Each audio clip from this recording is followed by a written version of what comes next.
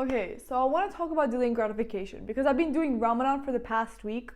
I'll go into the reasons why after, because not only does it teach you to be grateful for what you have, where a lot of people in developing countries, for example, they just don't have that privilege and the easy access that we have nowadays, especially here living in the Netherlands.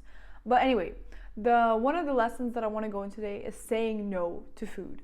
Okay, not even to food, just saying no in the moment and feeling so much better about yourself after. Because, well, personally for me, I had a problem with food my whole life. Where if something was in front of me, I could not, for heaven's sake, something would just turn off in my head, and it's like a subconscious, automatic urge where I just had to just eat it. I just had to eat it, and I was like, damn, how do I fix this? So I implemented fasting, where I would do 24-hour fast, and it really challenged me. It was hard. It was really hard. But I found out that it got so much easier the more I did it. And this is what I want to emphasize, that this is a skill that you can get better at. For some people, obviously, it comes easier. For some people, it comes harder, especially depending on the different areas and topics in your life. Like for some people, it'd be easy to say no to food, but hard to say no to opening their phone and distracting themselves in that sense with social media or even porn or even procrastinating, studying, working, doing the hard tasks. I feel like for everyone it's different, and that's the thing. I want you to ask yourself, what area of your life are you struggling to do that in? For me, it was food and studying. So I started off with food, and once I started implementing fasting, it built confidence in my own word, where I started to trust myself more. And I was like, holy shit, I can just say no. And that feeling after, the feeling of pride kind of about yourself, that you said no in the moment, and then you were like, damn, I can do that, and I can implement that on different areas of my life. And then I started implementing it with studying, and then I started implementing with just doing the hard tasks. And I feel like with procrastination, once you just get it over with, once you do the hard task first and then the easier task after, I feel like it really does determine an outcome of your life and how you feel about yourself too. Especially, for me, I feel so much happier with myself when I just when I do the hard task, and then when I say no in the moment, and then later I can enjoy it. And this is all linking with behaviors and feelings, where a lot of the times we just let our feelings kind of control and dictate our lives. And that's what ended up happening to me, where if I had a spontaneous urge to eat something, a feeling, a craving, where I was like, damn, I really want this, I would just pick it up. I would not question it. I would not be aware. And I want to put an emphasis on awareness, where we're just living our own life, just distracting ourselves with everything that's going on, all these phones, we're just constantly distracting ourselves. And these phone addictions, these porn addictions, these alcohol addictions, these bad habits that we have, they're just the result of a deeper level issue. Whether it's the fact that you're lonely, whether it's the fact that you're bored, whether it's the fact that you're not doing enough, and then you feel the need to just pick up your phone in order to kind of fill the void. You just have to ask yourself, what is the deeper thing here? I'm getting a little off topic, but I do want to say that a lot of the times it's just our behaviors. So a lot of the times it's just our feelings. And I feel like accepting the fact that your feelings are going to change on a mood or a daily basis, and the fact that just because your feelings change doesn't mean that you can just stop doing and just letting it be an excuse for you to just go back to your own habits, is really empowering, because you're like, damn, I really just have that control over myself. I really can just decide what the outcome of my life is.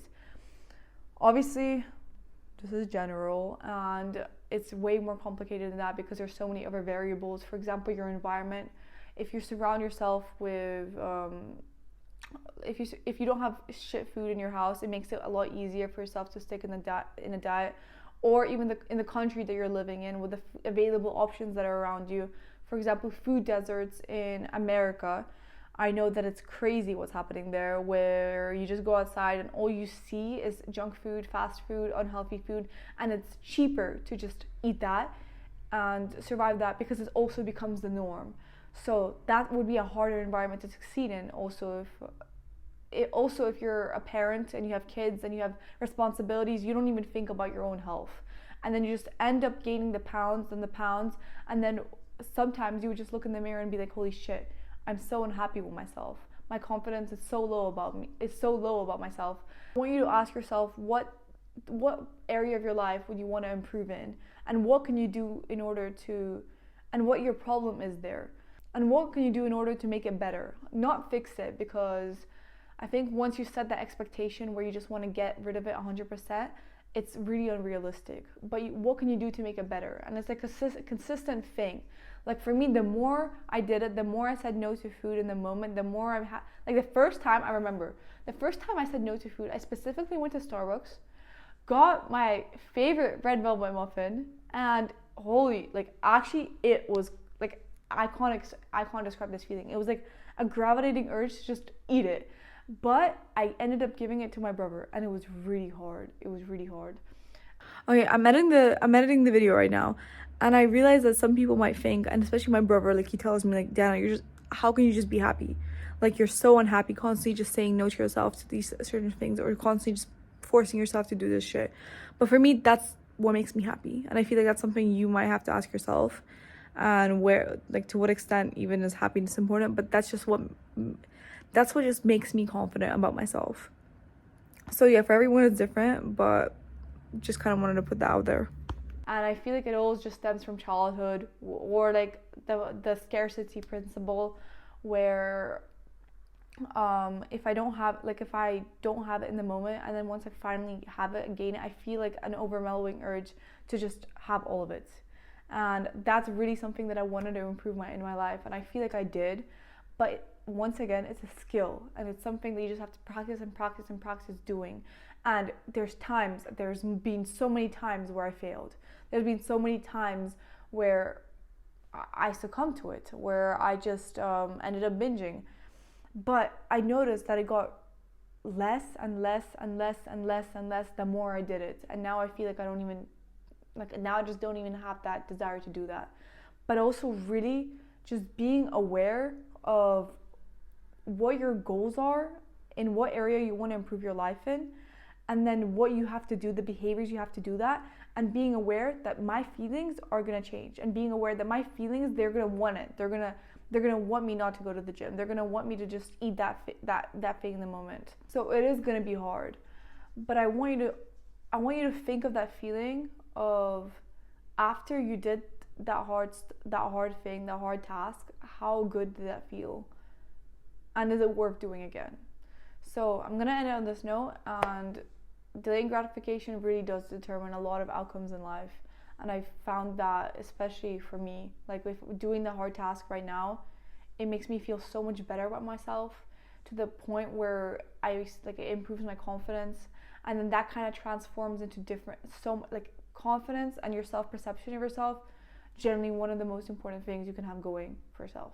So yeah, I want to end it on this note.